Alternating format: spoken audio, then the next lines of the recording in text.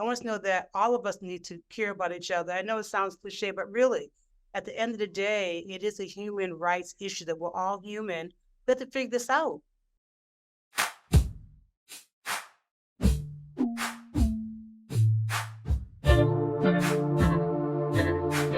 Welcome back to the Midwifery Wisdom Podcast.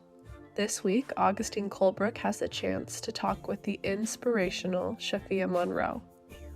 Shafia is a renowned midwife, doula trainer, motivational speaker, and cultural competency trainer. In this episode, she blesses us with so much beautiful wisdom.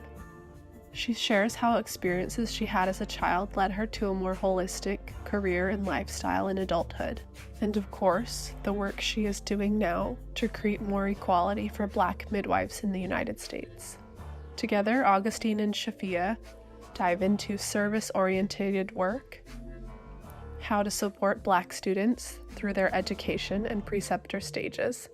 And Shafia even shares some special advice for white midwives on how they can aid Black, brown, and BIPOC midwives through their educational period.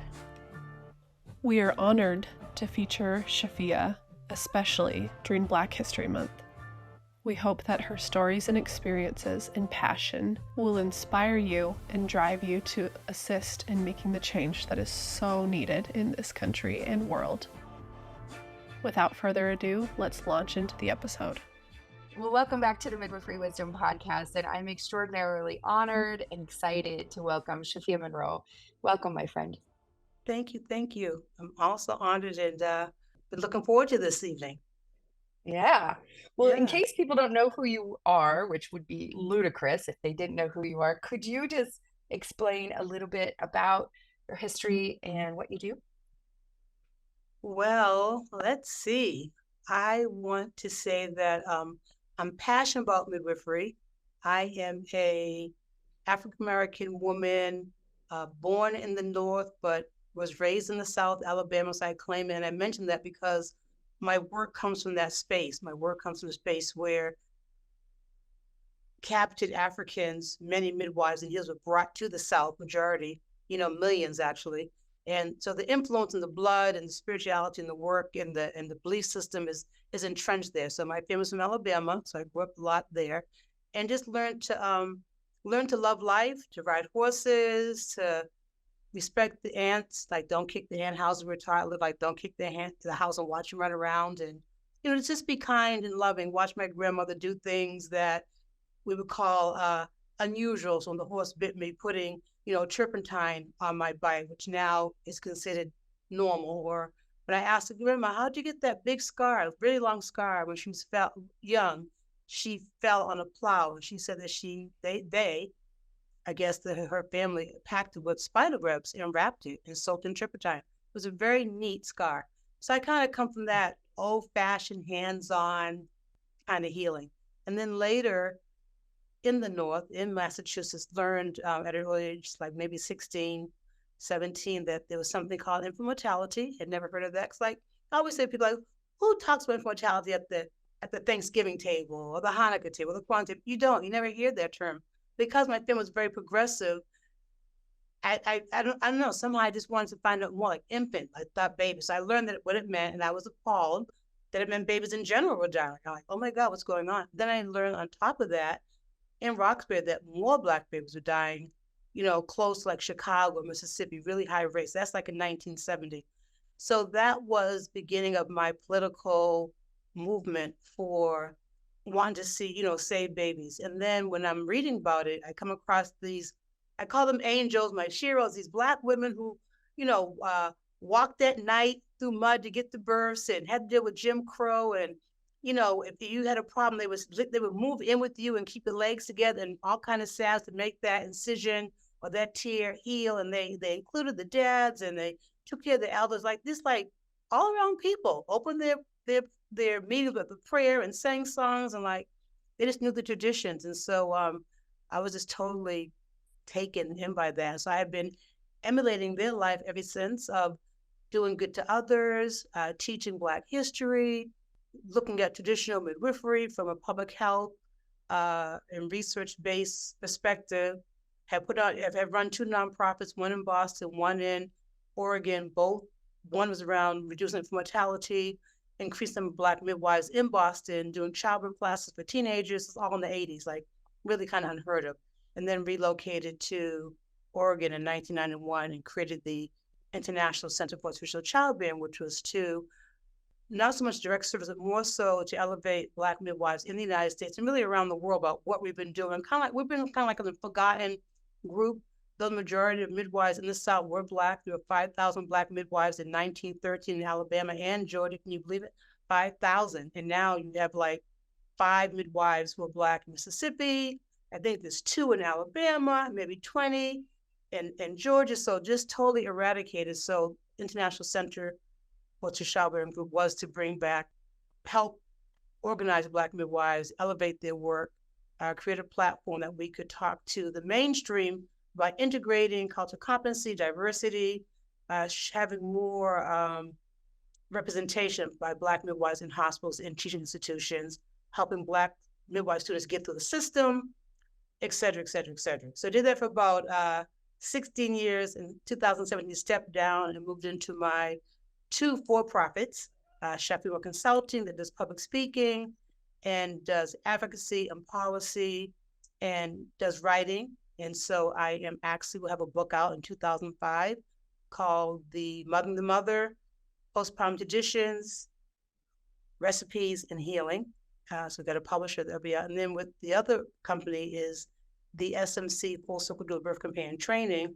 Been training doulas since 2002. But what the unique part is that it's built on the legacy of those same women. It's built on the legacy of the 20th century African-American midwives. So people say, why do you have a doula training based on a midwifery model? Well, for one, doulas should be able to work with midwives, and they should understand what the midwifery model of care is so that we can collaborate, so we doulas can influence our clients to use midwifery services. And then the other part was that a lot of our doulas, 3%, go on to become midwives. And the other part about that we want the doula to have that full circle scope, which the Black midwife had. She didn't just do birth or labor or postpartum. She did the whole thing, and she did family. So that is why we call it Full Circle Doula Birth Companion. She was also their friend.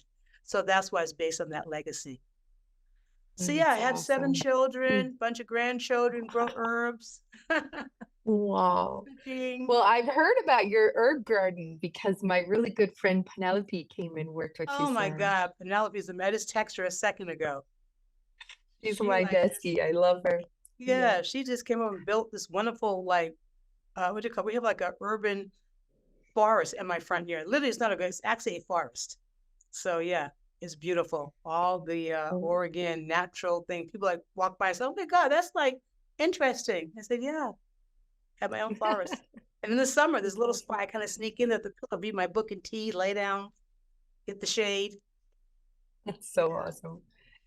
Well, Shafia, it's such a holistic venture that you have been living your whole life. And when we think of holism, right, it's like all the parts matter, all the parts come together. It really was before its time. You pioneered much of your work and much of your advocacy and education before they were buzzwords, before they were a part of the public discourse. And certainly you had that early inspiration between both the horror that babies die and that more Black babies die and that injustice, but also the midwifery knowledge. But like, what else is in you that caused this tremendous life of service? Well, very interesting. I wrote my memoirs to go with the book, and the publisher took my memoirs out the book. So that's really fun. So this is another book. They didn't want it. So I rented it because, of course, I said in my memoirs, you know, we say because of, there goes I because of you. Or we say, whose shoulders do I stand on? So, of course, my family, my mother was political. My father was a rural Baptist man who fled the South because of Jim Crow. And so he was very strong in his conviction and things. My uncle was the first Black man in Boston to run for mayor. So I come from a family where I was taught that if you see a problem, don't complain, fix it.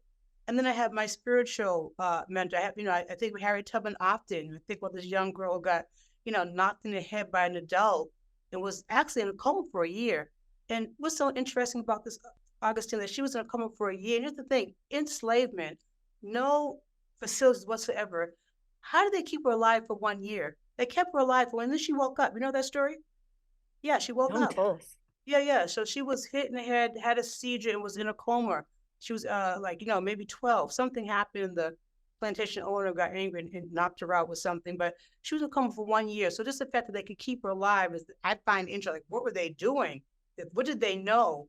And so part of my inspiration is that we came from the mother of the world, Africa. We came here against our will, knowing, and we kept that. They couldn't take that from us. So even though they took our language, they took our dance, they took our drums, they couldn't take that innate spiritual healing and whatever. And even though we're mixed with different tribes and you couldn't speak language, they mixed up by choice, there's still that thread of a form of healing and belief that kept this young girl alive. For her to wake up and then have a premonition that she was led by God to go back and forth multiple times, not just 10, like a lot, So it's like, how can I get tired and give up when this person without any education or compass, freed all these people? So when I say, so what's in me, this work of this service work, that's where it comes from. It comes from my family, just like being service orientated. And I think, the human race, humanity, we're midwives. It is about service. And I love when I read about the Black midwives, they say that I'm waiting on her. They don't say that I'm going to catch a baby or deliver her. Or they said, I'm waiting on her. So when you wait on somebody, that's twofold. There's two folds of being patient. You're waiting for something to happen. You're not pushing it.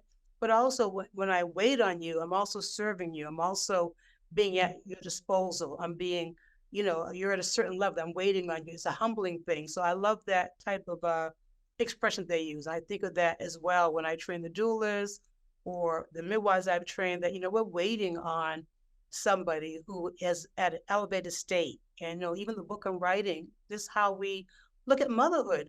In America, we're so anti-family. We really are. We have the highest incarceration rate of children and the highest rate of children on death row. I mean, we're killing kids. I think the youngest I read, he was so small, they had to put him on a stack of books, lecture to him. This is like horror stories, right? But my point is that the work that I do is really about, helping humanity to heal. And I want to start with the mother because we don't honor the mother. We talk about postpartum depression and the mature mortality rate and maternal morbidity rate because the patriarchal system does not respect the female body still. And then we bought into it. So it's like you get pregnant. Oh, you're having a baby? Oh, why? You're having a second one? Oh my God, well, don't know about birth control pill. Or you hear the commercial, oh, I'm pregnant. Oh, well, there goes your life. You'll never sleep again. Like all these untruths. I have 7 children. I always slept. I always went to the bathroom. I was able to eat. I'm reading things like, you can't eat without someone holding the baby. So you can eat like baby on the breast, like killing it. So no problem. When they got bigger, it's such a good point you make. Like word medicine is so important. And it does craft an entire culture's concept of things. Like we make it true, right? So I'm hearing in midwifery circles, I hear a lot like I'm waiting on a baby, but I don't oftentimes hear this, I'm waiting on a mother. And I love that distinction. I think that's a very powerful shift because in the waiting on a baby, they have the patience that midwives need, but they maybe still have that corporate for-profit capitalistic idea that the woman is still a vessel. And I love that we can reclaim that when we use that language. Is it okay if we like share that far and wide and say we need to wait on women, wait on the mother? Is that okay? And then let's say that the Black midwives find that she coined that. So I will I like to give people credit where it comes. Like I say, I didn't make up that term. It's in the literature. When I read about Black midwives, listen to me good, or why not me, or only Logan mother, where they use that term that we're waiting we'll on. Put those in, we'll put the link to those in the show notes because those are really important reading. Yeah, that's such an important thought. It's like a paradigm shift actually, and I think that's such powerful medicine when we get that word medicine that's so simple and obvious but so magical at the same time. Well, Well, Shafia, I feel yeah. like you could be very tired, and I don't want to project at all. And I don't know the experience of being a Black woman in America, but from what I do know of the exhaustion of the constant fight for equality, for just human care, I would imagine it's very exhausting. And I don't know quite where I'm going with this, but I'm inspired. I'm deeply inspired by your conviction, your perseverance, and I also am in what's the word? I'm kind of bowled over, or I'm reminded again of the stark difference between being white in America and being Black in America. And I just wonder if you feel like it's getting better or it's getting worse in these last few years. Well, I say it's getting better. I always tell people when they get like, oh, this is it. It's like, first of all, as my dad said, you better vote because too many people got lists so that you could vote. So I will always vote, no matter who's running. Second, I say I can send any place I want on the bus. Rose, our whole movement did that. So, and now we have, we've come far in that sense. And yes, there's still a lot of tons of just inequities. But when I see a white cop get arrested for killing a Black child for the first time in history, through Black Lives Matter, whatever caused it, that is a good sign because they originally came from the KKK. Literally, they're made for that. And so you could never arrest a white cop for killing a Black person ever in history. It's never been done. This is the first time. And so that's huge to me. And the fact that, people that we're having this conversation. I mean, before it's like, we were just like, oh, you all are just hallucinating. You're ungrateful, whatever the term might've been. So I do see progress. Are we there yet? No, we're not there yet. But, you can't go forward without looking back and seeing how many steps you've come. And I often believe in my faith to look back to see how far I've come. And I look ahead to see how far I have to go, but I have to recognize my progress. Other than that, what's the point? You have to see the hope. And we have some statistics. Yes, Black women still are dying, 6% for no cause other than just straight neglect and discrimination and maybe even racism, all that combination. But we're talking about it. We're getting more midwives of color. We're getting white allies who are also on the field saying it's not okay.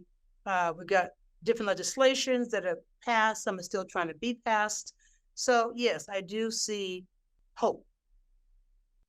Hope is important. Yeah, I think so. Let's focus in on midwifery specifically. A lot of the institutions of midwifery have historically been very racist. Yes. And I'm wondering if we have a very large audience that listens that is white America, and I'm white midwives. And the majority of midwives since the 1950s have been white as a result of all of this discrimination and things that we chatted about. Do you have, I mean, I don't want you to labor for free, so, share only what you're willing, but do you have any advice or any suggestions for those of us who are in leadership positions and are white? What can we be doing that's better? What could we do that would increase the trajectory of this return of Black midwifery in the United States? Well, one, I say, wherever you see one Black midwife on your board or in your sphere, triple it, because one person can't create the change. So if you're really serious, like, we're not going to just hire, Shafia, we're going to hire Black Shafia, Black Mary, Black Bob, and Black Anthony and May all together to create the synergy, because, white people have a very strong dominant force of just growing up being is my way, is how I see the world only one way. And one person would be exhausted, and they are exhausted, and it's just too much. And so definitely increase the numbers, be willing to really share the power. I said not one, but, we can create new positions. So we don't have the vice president. We could have a co-president, a co-vice president, a triple vice president. I mean, you're in a place now where you're already being innovative. You said doing a whole nother type of model. So you're already know about thinking outside the box and doing something different, So I think definitely that's one thing that we have to do. We need the numbers, and we need to, affirmative action. I think it should have stayed. I think we should have kept affirmative action. So, is any way that you can model that in white America, in your sphere, your small school, your big school, whatever? It's not about making favors. It's about the fact that there's been injustice for over 400 years, and you can't take people who are giving nothing, throw them out and say you're free now, and expect them to catch up when you were reading, writing all your life. And the fact that we're still here doing so well, Hidden Figures got the white man to the moon, and First Heart, this Black History Month, so many things we've done that we never get credit for and that nobody knows. We owe African Americans country. We really do. We've not got reparations. So if we want to give reparations by opening up the door, giving several positions, giving, adequate pay, don't be on people's back minimizing and trying to make them be your way, but be willing to look at how they're doing and keep open mind, because what happens, you get that one person and they wind up just burning out because not they can't do work. It's the socialization is, like you said, it's exhausting. Just people just constantly trying to not see you succeed and constantly, you can't take it. And so that, I've always worked for a Black organization, so I don't know about that. I mean, I work for Black organizations, so I'm having a ball. Yeah. I'm with women who respect me, who love me. And it's so heart hurting when I hear women say how hard their job is as a Black midwife, how hard it is to do what you love, but the people around you make it difficult. And so I just want to put that out there. Whatever you can do to not make that real, and giving people a chance to, you just say, okay, what can we do? And then when the person says it, sometimes they get ostracized, they lose their job, or it's just bad news. So then people can't be honest. Yeah, they can't be honest. Yeah, so. I can, that culture in organizations can just become so toxic. I can totally see that. Let's kind of narrow the focus really tightly to all of the student midwives right now. It's hard for all student midwives because the system is really flawed and the support mechanisms don't exist and the requirements to work without pay are massive, and like the whole system is really not so sustainable. Right? It's broken. Right. Yeah. But for student midwives, and we're talking really specifically in the community-based space, right? Hospital-based midwives have more support and actually have better systems. But for community-based midwives, it's hard for all of them. True. But it's particularly hard for Black students, brown students, BIPOC students. It's particularly hard. And many of them only have the option to apprentice with white mentors. And I'm wondering if we could kind of address that dynamic in today's conversation, because culturally matched education is just as vital as culturally matched care, but it's literally not there. It got driven out to the point that there aren't enough preceptors to move the students through. So this dynamic has to be there. And certainly there are quite a number of white preceptors who do identify as allies, have done their work, wading through the swamp of white privilege and understanding how racism was baked into their bones because of the United States. And like all, like many of them have done that work. But some are still in that process. And then there's some who aren't even aware. And I know you encounter this. I certainly encounter this of folks who aren't aware of what white privilege is, or that they even can walk with unearned privilege. And yet Black students are asked or required or have no other option but to apprentice with those folks. And I'm just wondering, what can we do collectively as a profession to make this experience better, to protect the vital passion and just to protect these students, because they have to make it through, to see the kind of new profession that we want to see, like they have to make it through. So I don't know, let's brainstorm, like what can we do? Maybe you have some answers already, but I'm concerned with this a lot because I get phone calls and messages and consults all the time of Black students who are really suffering. And I want to support that. Yeah, go ahead. Now, I say one thing that I've heard, as you've heard, like the suffering, the system that allows the apprenticeship model needs to supervise it. So when we hear there's things happening with apprentices, with midwives, then who are apprenticing, we need to be able somehow be able to challenge. I know that I believe some midwives are actually charging now for apprenticeships. You have to actually pay them. So Yes, I've for heard that sure, too. if you're paying, it's like any other job, there should be a system where the student is protected if there's something going on, and not that being. So I think the bigger system needs to look at how this is working and put things in place. There needs to be some type of accountability, just like if you're a resident in a hospital and something happens, you just can't do what you want. Something happens. So I think I know there's a smaller number, but even though they're community, doesn't mean it should be any less professional and fair and honest. That's the first thing. We're already doing cultural competency. Like, I teach, I left out Shafia Consulting. We do provide cultural competency training for midwives in public health and even obstetricians who want to take it. It's a 6-hour training based in Johns Hopkins, da. And so it's a little awakening for some people. I think also we need to change the system. The requirement that it takes to be an apprentice should be changed for Black midwives. A Black midwife it says she can do it, let her do it. I know there has to be, you can't do one birth, and of course being an apprentice, but there has to be a way that we can adjust based on what's going on.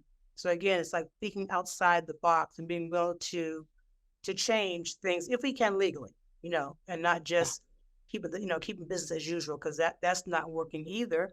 And then we have the Black Midwives, National Black Midwives Alliance, which is a growth out of the ICTC with Jamar Amani and Haji. We're having our second but first in-person conference. So, as many Black midwife students who can get time off from their preceptor to be there, to be around people who can support them, who understand them, where they can. That's what we did. I put on the Black Midwives Conference for 17 years under ICTC. I don't know if you know that, but, it was a international conference. Black midwives came from everywhere. It was the same thing. Oh my God, this is amazing. You just need to have that place where you can just be yourself. And, and people talk to you who understand, like, oh, that happened to me too. You're not crazy. So just something like that, helping them get there, supporting them being there, supporting, Jamara, the National Black, calling her and sending, we still need, there's still an unequal pay. African American women make less pay of any group in this country. So anything with that. Yeah. Well, that is coming up next month, March 15th through the 17th in Virginia. Yes. And we'll tag a link to that conference website under the post here. And certainly we love Jamar Amani. And she's taught a course for Midwifery Wisdom, which we'll also link below, called the Birth Justice Masterclass. And very, very important for white folks to access that information, for sure. Yes. Yeah. Well, Shafia, I would love to hear more about you and really, what are you loving right now? What projects are you working on? What are you really excited about? I am excited about cooking African American postpartum foods. And I have shifted from, I love the whole holistic, prenatal, the birth, I love all of it. But I think now, because just a shift for American as a whole, not understanding postpartum care, and then Black women having that issue of not maternal mortality but the maternal morbidity. When I read about all this work and my years of research on Black, I'm also a research historian, so just years of reading oral histories, combing through the scholarly reports, talking to elders, traveling around the country and the world, there is a way that women are treated that makes them bounce back. And so a big part of it is food. And so I really want to elevate the original African American diet. So I'm just doing recipes, I'm cooking. I have a piece on Instagram called Black Midwife Cooking, where I use, chicken or coconut oil or palm oil and okra and just cooking. Now, did you know that okra comes from Africa? And yes, watermelon comes from Africa, and the guinea fowl and mint and holy basil and tamarind and coffee and castor oil. So I think, no wonder Black midwives use castor oil first because it's something they knew, the castor bean. So of course, coconut palm oil. So I'm just like mixing those foods with the Southern tradition. So we talk about bone broth, and I laugh because, of course, my grandmother cooked the greens and the ham hock for like 19 hours. Back then it was called, back then we heard, oh, you all are killing your food, right? White America said, oh, you're overcooking your food. Let's all go raw. Now we're flipping back to, oh my God, let's cook this stuff for 15 hours and call it bone broth and sell it for $25 a ounce. So I'm just culture that we've already been doing this, and it was devalued. And unfortunately, as Black folk, we fell for it because we're not the majority. If everyone's saying that, oh, wrapping your stomach is wrong, and cooking your greens so long is like you're just unhealthy, then I'm excited to go back and really discover the truth, which I have discovered, and teach those classes and get people back on board to get rid of the anemia, the dehydration, teaching what I learned from the Black midwives of the father is very much a part of the work. It's not a feminist movement in our community. It's a family movement. And the father's role is very important, what he can do, and the little children. And this, again, having children, everyone's different, but I had such wonderful experience also with my children, I guess because it's the way our family functions. Everybody helped out, even the little children, like, Mama, you want water? Let me rub your shoulders. Let me hold the baby while you take a nap. It was just like, so I don't remember when I hear how much people are suffering where their children don't, well, it's not his fault that I had another child. Well, it's not his fault, but in my opinion, but it's his blessing. Therefore, he has to participate in it. It's not about, or I never thought, could I love my other one? People, I'm so afraid I have a second. I'm not sure I can love it. Like, I never thought that way. It's like, I don't have a baby. I would love it. So I just think I want to bring all that cultural part that is part of our culture that's been hidden for so many decades back to the forefront so that we all can benefit from it. Anybody, white, Black, whoever wants to benefit from it. And like I said, take that shift, do our affirmations. I'm super, super excited about it. And I just helped the mother have a baby 2 years ago, her fourth baby. I was never a midwife, so I was her midwife, and I got there early. Wasn't quite labor. So I left. I came, and then she called me on the FaceTime, just tears coming down. I said, I'll be right there. So I, zoomed over there. I'd already made the coconut collard green chicken curry, cayenne pepper soup for her. So she has the baby on the floor. The other midwife sitting there and waiting for the placenta to come out. She's propped up the baby. And then I tell the doula to feed her. So she's giving her the soup. And at the same time, the other midwives are putting the concrete packs, on the vaginal area. So when she was through, later on, she had a bath, etc. But she said, this is my fifth baby. I've never felt so strong before. So I believe it's the food. And so that's just like put a bright light. Like, oh my God, it works. In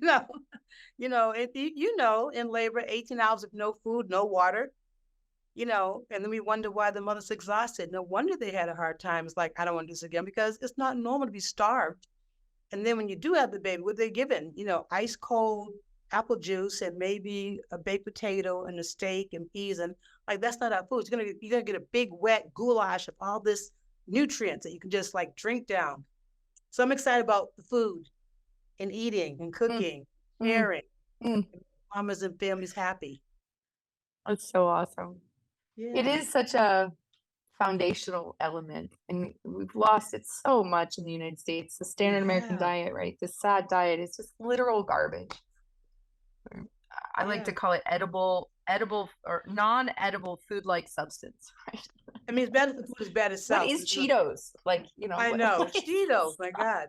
The earth's depleted, and now the food's depleted, and then we don't even know how to make it so that we can make it, a little bit sustainable. Even organic still has issues, but just a good diet. So I'm excited about that. And my next thing is really next year, my goal is to get into the high schools and go back to teaching teenagers. I had a high school program called Sister Care, and it was for, middle school, actually. I couldn't get the teenagers. They had to work or they had a boyfriend, getting ready for a graduation. But we were able to get what we call an elective credit. If you join the group, Fulton Public School would give that person an extra credit.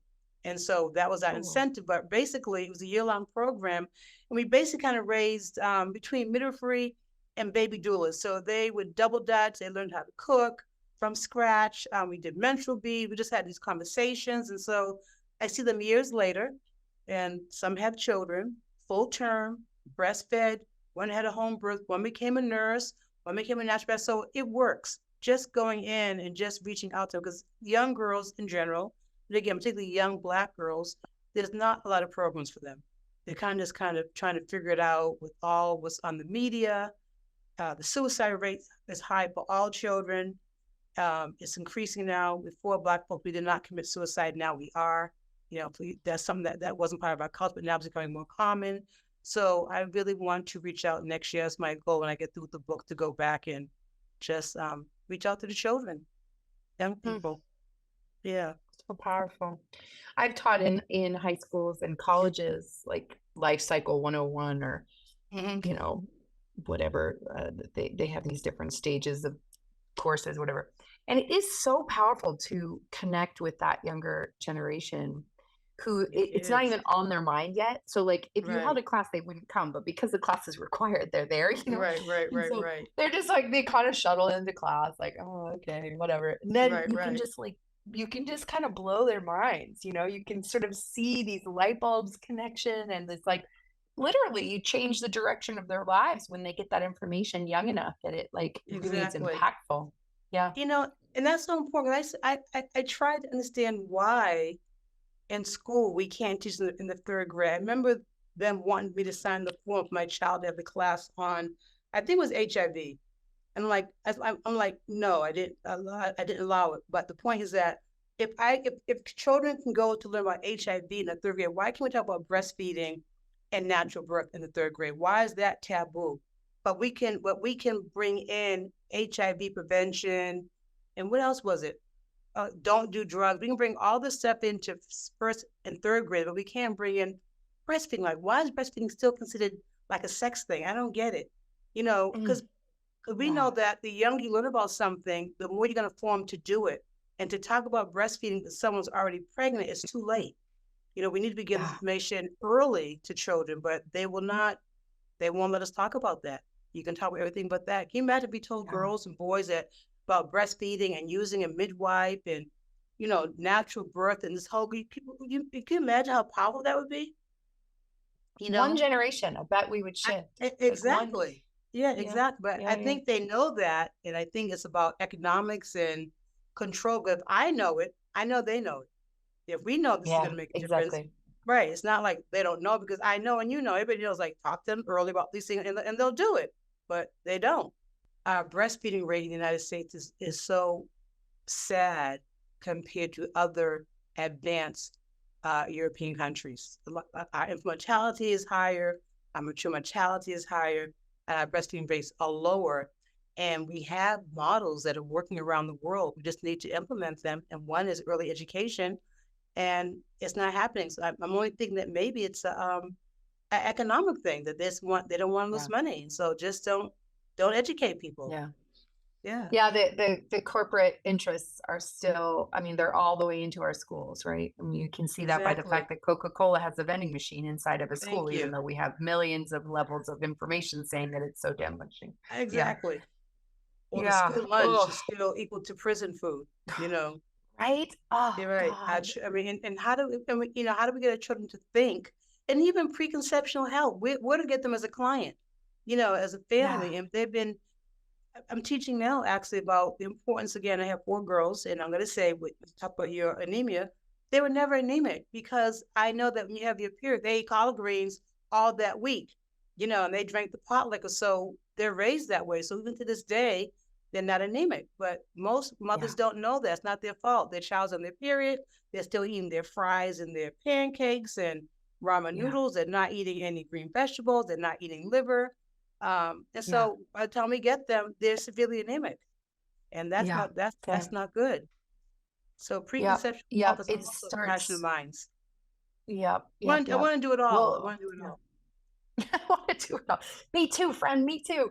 I heard this great quote a long time ago.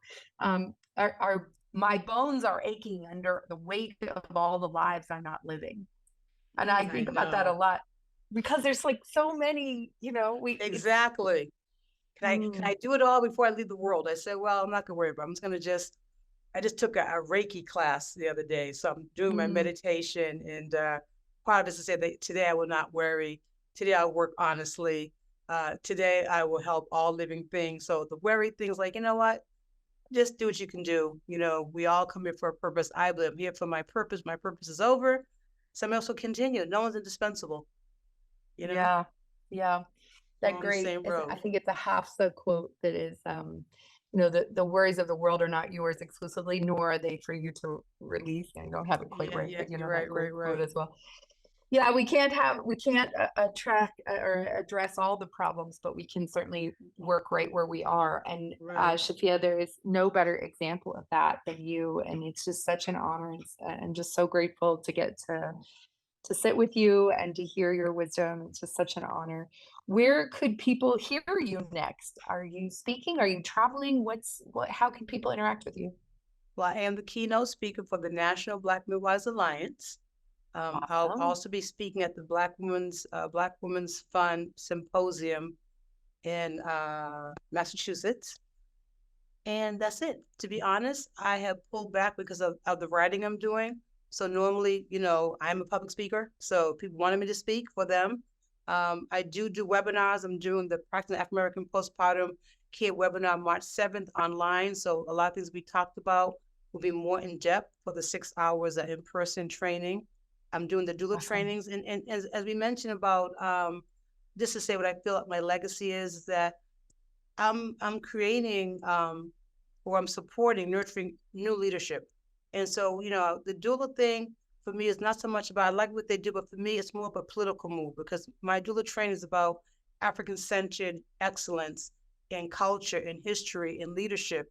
The birth part's going to come. It's not about reducing I've already trained like 5,000 doulas since 2002. So already there's people out there who are already doing the work. They're doing it their way, but they got the foundation that I gave them. So for that, I'm very proud. I'll continue doing that as long as I can. I'm also now training the trainers. So as I pull back and move into postpartum nutrition, I still want the work of the doula piece to continue under my tutelage, built on the 20th century African American midwife. I want that to continue. So I have other people being trained now, so they continue.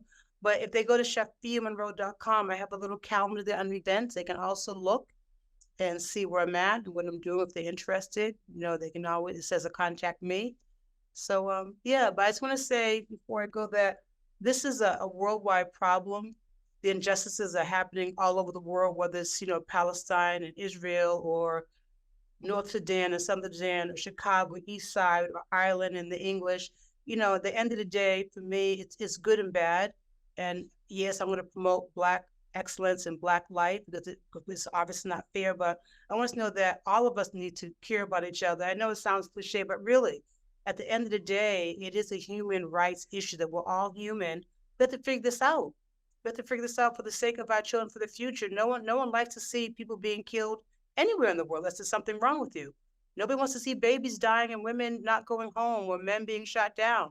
If you do, we're going to give you some type of seance and kind of work with you on that. But I think majority of people really want peace. And so I just pray that we can find in our hearts, a way to be the best that we can be, to be tolerant, to learn, to be humble, to ask questions, and don't be afraid of the answer. Just take it up and just say, hey, that's not what I meant. That's not what I feel. As we tell people in my class, the I statement. I thought you meant that. And I'm sorry that you did. How about we go to lunch and I'll pay for it? So that's my message. It's been a total honor. Thank you, Shafia. All right. Peace and blessings. Thank you, friend.